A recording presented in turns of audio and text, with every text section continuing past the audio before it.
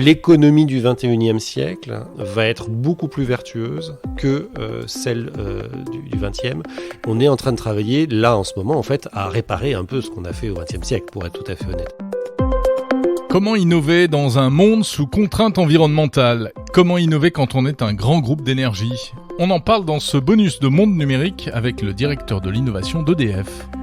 Dans l'épisode 14 de Monde Numérique, on a parlé notamment d'hydrogène avec Julien Villeray. L'hydrogène, cette source d'énergie pleine de promesses mais aussi pleine de contraintes. Et là, tout de suite, on va parler d'autre chose, d'autres sujets tout aussi passionnants. Le nucléaire, les mini-centrales nucléaires autonomes du futur, les fameuses SMR. Et puis, un autre sujet également, la captation du CO2. Peut-on aspirer le carbone de l'air pour limiter le réchauffement climatique ou bien n'est-ce qu'un rêve de technophile ? Bienvenue dans Monde Numérique. Bonjour Julien Villeray. Bonjour. Vous êtes directeur de l'innovation du groupe EDF. Merci de m'accueillir dans vos bureaux ici à La Défense. Nous sommes dans une tour, nous dominons le monde et l'économie dans son ensemble. C'est magnifique. On sait que EDF est par nature une entreprise de technologie, mais c'est aussi une vieille entreprise. Comment est-ce qu'on fait quand on est un grand et gros groupe comme le vôtre pour innover ? Parce qu'on a plutôt l'image des startups innovantes et pas tellement des grands groupes du CAC 40, franchement. Ouais, alors d'abord, je dirais pas vieille, je dirais c'est une entreprise ancienne, c'est-à-dire qu'elle a justement elle a réussi à survivre jusqu'à aujourd'hui, puisqu'on a plus de 70 ans, 75 ans maintenant, en se renouvelant très régulièrement. Via la technologie, ça c'est clair, vous l'avez dit, on est passé de technologies, de l'hydraulique, du nucléaire, le thermique, aujourd'hui l'éolien, le solaire et toutes ces technologies-là. C'est ça qui permet évidemment à l'entreprise de rester pertinente. Aujourd'hui, on est entré, en ce qui concerne l'énergie, dans la transition énergétique, comme on dit. C'est quoi la transition énergétique ? Globalement, c'est deux choses. D'abord, c'est comment on est capable d'utiliser des technologies plus vertes, moins impactantes pour la biodiversité, moins polluantes pour l'air, etc. Et surtout, réduire à zéro, si on le peut, nos émissions carbone en 2050. Puisque le réchauffement climatique, on en parle partout, les rapports du GIEC, tout le monde le sait, il faut évidemment le diminuer. Et il y a 3 grands vecteurs d'émissions de carbone aujourd'hui dans le monde, les transports, le bâtiment et l'énergie.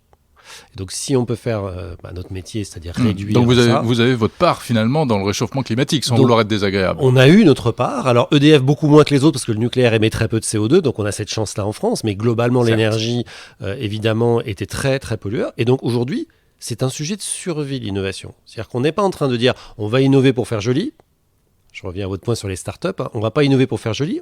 C'est une question de survie pour les énergéticiens. Ceux qui n'auront pas fait cette évolution vont probablement mourir dans les décennies qui viennent. Alors, faire cette évolution, ça veut dire quoi ? Ça veut dire évidemment aller vite, parce que nous, dans notre métier, quand on fait quelque chose, souvent on raisonne à 10 ans, à 15 ans, à 20 ans. C'est très long. On n'est pas du tout dans les timings habituels des startups, justement, dont on parle, et des GAFA. Et donc, notre enjeu, finalement, de fond, c'est comment on fait plus vite. Comment on fait plus vite et comment on accélère et comment on renforce finalement l'impact de ce qu'on fait. Donc oui, parfois on le fait avec des startups, même très souvent. Parfois on crée nos propres startups avec des salariés de l'entreprise qui vont créer leur propre activité. Et puis parfois on travaille avec des institutionnels, le CEA par exemple, parce qu'on va être sur des choses de fond qui durent très longtemps et dont on a besoin de développer une technologie, par exemple la deep tech comme on dit, ça prend 10 ans, 15 ans, 20 ans. Et il faut aussi savoir investir là-dedans. Donc tout le rôle finalement d'un directeur de l'innovation, c'est de se dire comment je fais pour que d'ici à 2050, le fameux net zéro dont j'ai parlé en 2050, donc plus d'émissions de CO2 en 2050, comment je fais pour être à la fois sur ce qui va très très vite, ce qui va moyennement vite, et ce qui est vraiment de la technologie de fond qui va prendre longtemps à se développer, et tout en même temps. C'est-à-dire le temps long et le temps court. On ne peut pas juste faire l'un ou juste faire l'autre. C'est pour ça aussi que je pense que l'innovation dans les grandes entreprises est une vraie richesse, parce qu'on peut se permettre de faire les deux. Une start-up va pouvoir se permettre souvent de faire que le temps court, et peut-être qu'une entreprise pas très agile va faire que le temps long. Nous, on essaye d'articuler les deux. Mais on sait que c'est quand même difficile souvent de faire bouger, parce qu'innovation égale transformation, égale changement. Ouais. Et il y a forcément, et c'est normal, beaucoup de pesanteur en général dans les grands groupes. Oui, alors d'abord, moi j'aime bien dire ça aux gens que je rencontre parce que on a toujours une image glamour de l'innovation. L'innovation, c'est dur, c'est compliqué. On parle des startups. C'est très compliqué pour une startup de survivre aujourd'hui. La plupart des startups se crachent. Et c'est d'ailleurs le principe. Il y en a une qui survit parmi une dizaine de milliers qui se créent.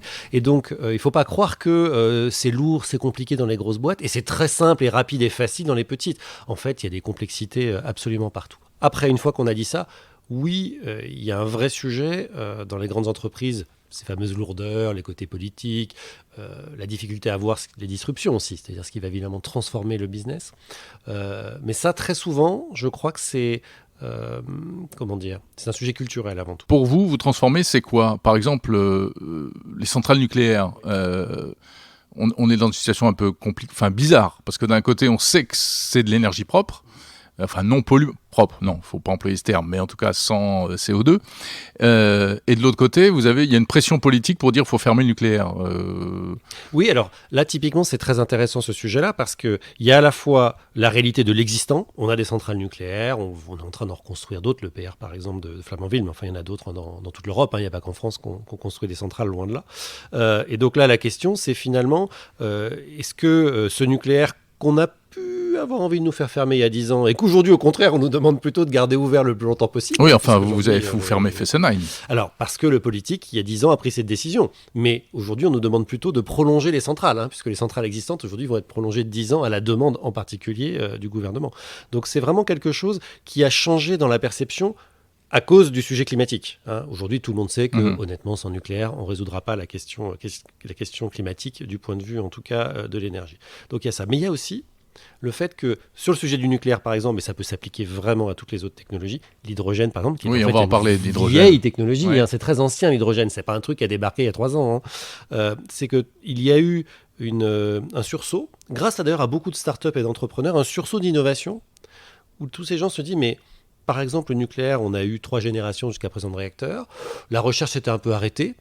On a eu d'ailleurs en France même des super phénix, des réacteurs de nouvelle génération qui ont été arrêtés par le politique. Et là, tout d'un coup, on a beaucoup d'entrepreneurs qui commencent à s'y intéresser sur les technologies qui vont suivre. Par exemple, la fusion. Par exemple, on sait que Bill Gates a mis beaucoup d'argent sur des SMR, des petits réacteurs modulaires à base de sel fondu. On sait que Jeff Bezos est passionné par la fusion nucléaire et vient d'investir énormément. Donc là, on voit tout d'un coup, là je donne 2 noms très connus, mais il y en a plein qui sont évidemment un peu moins connus.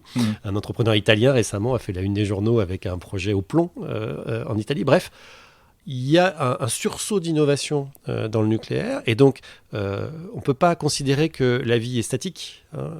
Dans l'innovation, tout est en dynamique et donc il est très possible que le nucléaire d'aujourd'hui ne soit pas le nucléaire de demain, ou plutôt que le nucléaire de demain ait des propriétés encore plus vertueuses que celui qu'il y en a aujourd'hui, mais on est dans un continuum et nous, notre rôle de grande entreprise, c'est s'assurer qu'à la fois l'existant soit évidemment le plus performant possible, mais surtout qu'on prépare l'avenir et que peut-être que dans 40 ans, on aura du nucléaire partout avec de tout petits réacteurs extrêmement sécurisés et qui vont venir alimenter avec une électricité propre et avec très très peu de déchets, voire pas de déchets, les Français. C'est possible ça ? Alors c'est un scénario et c'est d'ailleurs un des scénarios privilégiés, y compris par l'Agence internationale de l'énergie qui dit il y a dans ces scénarios une possibilité, c'est qu'il y ait des SMR, des petits réacteurs modulaires qui soient disposés sur tout le territoire et qui ne présentent aucun risque évidemment pour l'environnement ni pour l'homme, et qui permettent de produire de façon abondante cette électricité bas carbone, mais en plus vertueuse puisque sans déchets. Ça, c'est tout à fait une option. Comme ce qui a été envoyé sur Mars ? Alors, il y a vraiment pour le coup plein de technologies, mais dans l'esprit, oui, tout à fait. Quand je parlais de fusion, c'est quoi la fusion nucléaire ? La fusion nucléaire, globalement, c'est qu'on arrive à recréer le soleil, à l'intérieur d'un réacteur. Et donc, on imagine bien l'énergie déployée par le soleil. Donc, avec très, très, très peu de combustible, mais vraiment très, très peu, on arrive à produire une énergie quasi infinie. C'est évidemment un fantasme, c'est un rêve absolu. Et avec pas de déchets. C'est-à-dire qu'on est dans, on va dire, une forme d'énergie ultime. Est-ce que ça arrivera ? J'en sais rien. Moi, je serai peut-être mort le jour où ça arrivera.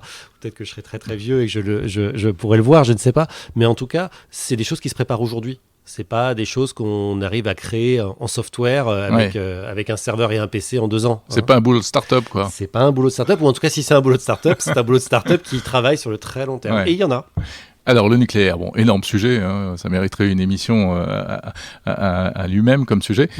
Julien Villeray, toujours dans l'objectif d'une transition énergétique, il y a autre chose. Alors, c'est une techno qui moi, me fait rêver, c'est ce concept de captation du CO2 dans l'atmosphère. Oui. Comment ça marche ? Alors, il y a plusieurs techniques là aussi qui existent, mais globalement, pour faire assez simple, on a des dispositifs chimiques qui vont capturer les molécules de carbone dans l'air. Voilà, ce qui nous pose problème aujourd'hui, trop de carbone, trop de CO2. Exactement. D'ailleurs, on peut le capturer soit à l'émission, c'est-à-dire on le met sur le toit d'une cheminée d'usine, par exemple, ou dans l'air vraiment ambiant.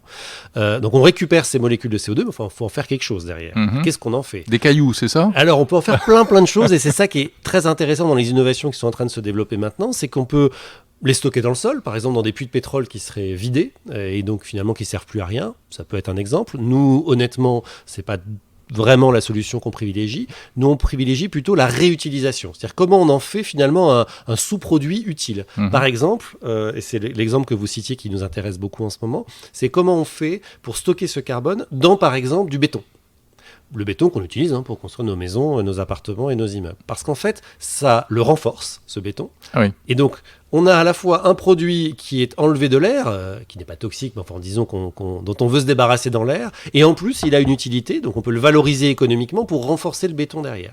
Donc il y a des startups qui travaillent sur ce sujet en ce moment, avec lesquelles on est en discussion, parce qu'on trouve ça très intéressant. Cette réutilisation, elle peut vraiment se faire de plein de façons différentes. Mais en tout cas, on croit qu'il y a là... j'allais dire un incontournable, la capture carbone. Pourquoi ? Parce que, encore une fois, si on veut atteindre les objectifs qu'on s'est fixés, quand je dis on, c'est nous, la planète, c'est l'accord de Paris, c'est pas juste EDF. On aura besoin à un moment de faire de la capture carbone. Il y a des industries ou des entreprises pour lesquelles c'est une question de vie ou de mort. Donc beaucoup d'argent est investi en recherche et développement, en innovation sur ces sujets-là. Vous voulez parler des entreprises qui produisent du CO2 ? Qui produisent du CO2, ne serait-ce que par leur activité classique. Cimenterie, Exactement, c'est un exemple parfait, les cimenteries, mais même les grands pétroliers. Je veux dire, les grands pétroliers qui voient bien qu'ils vont dans un mur d'un point de vue transition énergétique et qui donc se disent que s'ils veulent pouvoir continuer à valoriser leur production de pétrole, ils vont avoir besoin, de fossiles en tout cas, ils vont avoir besoin de faire de la capture carbone. Et donc, les technologies les plus matures, c'est plutôt celles qu'on arrive aujourd'hui à mettre sur des usines, comme on parlait d'une cimenterie par exemple. Les moins matures, mais en même temps les plus... comment dire, les plus excitantes, mais même si on ne sait pas si à la fin ce sera économique, c'est celles qui vont directement les capturer dans l'air. C'est un peu comme si vous aviez chez vous un purificateur d'air, un Dyson dans un coin, ou voilà. Et ben là, c'est des gigantesques containers qui viennent avec des turbines à l'intérieur et qui, comme des ventilateurs, des filtres avec une chimie spécifique qui capture le CO2 et qui, en faisant passer l'air très très vite dedans, arrivent à capturer le CO2. Alors il y a beaucoup d'entreprises qui font ça dans le monde. Il n'y a pas que EDF. Et alors il y a plein de boîtes qui font ça. Aujourd'hui, on a un très très grand projet qui a été lancé dans le nord de l'Europe, d'ailleurs la semaine dernière à ce propos. Aujourd'hui, ça n'a absolument aucun sens économique. C'est-à-dire que ça coûte extrêmement cher et on capture très très peu de CO2. Mais il peut y avoir un moment, et c'est encore une fois bien ça qu'on cherche, où une mise à l'échelle, une rupture technologique va permettre que ce soit un complément. Ça ne sera jamais ça la solution complète. Sauf qu'il n'y a pas une solution. Il y a une multitude de solutions mises ensemble. Mais par exemple, Microsoft investit beaucoup dans ces solutions de captation de l'air parce que Microsoft a pris un engagement, c'est de compenser pas uniquement ses émissions de CO2 en tant qu'entreprise, mais de compenser toutes les émissions de CO2 qu'elle a générées depuis qu'elle existe. Donc de revenir dans le passé, dans une certaine mesure. Donc en fait, finalement, d'être pas net zéro, comme on dit, c'est-à-dire de ne pas arriver à zéro émission en net, mais d'être négatif, en émission négative. C'est-à-dire en fait, ils vont enlever plus de CO2 que ce qu'ils ont produit dans leur histoire. Mais enfin, si aujourd'hui, ils dépensent beaucoup d'énergie, pas forcément propre, pour faire tourner ces fameuses turbines qui aspirent le CO2, avant que le bilan Alors exactement, s'équilibre. C'est pour ça que, comme je disais que pour l'hydrogène, s'il était produit de façon sale, c'était vraiment atroce de l'utiliser à la fin. De la même façon, faire des machines de capture CO2 qui ne sont pas alimentées par une électricité verte ou bas carbone, ça n'a pas de sens non plus. Donc évidemment, tout ça est systémique.